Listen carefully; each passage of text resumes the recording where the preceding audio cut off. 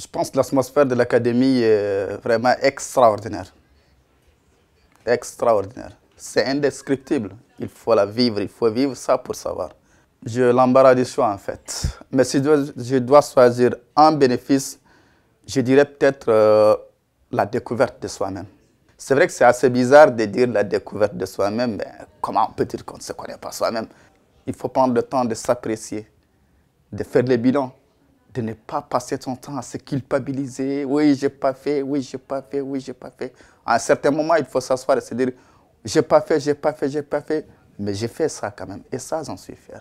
Mais après encore avoir rencontré plein de gens sages à travers l'académie, je me suis rendu compte qu'être leader, ce n'est pas forcément s'afficher, être devant, pas forcément ça.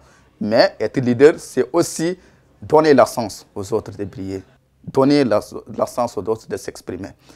J'ai eu pas mal d'outils, pas mal d'idées que je suis en train d'utiliser, que je suis en train d'expérimenter.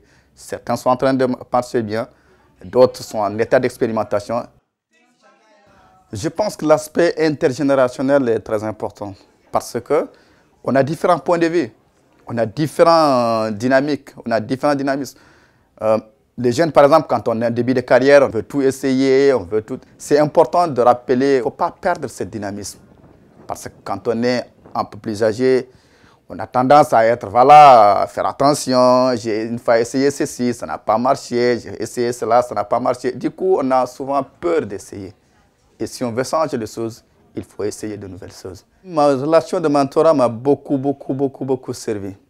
Au début, quand les formateurs, on parlait de matching, mentor, mentoré, je me disais non, mais qu'est-ce qu'il y a? J'ai plein de choses à faire, j'ai plein de boulot. Est-ce que je pourrais assurer? Est-ce que je pourrais faire ceci?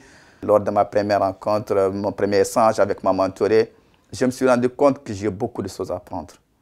Ce n'est pas parce qu'on a plus d'expérience qu'on est bon. On a de l'expérience, on a aussi des faiblesses, ça c'est sûr. Et ma relation avec ma mentorée a été cette complémentarité.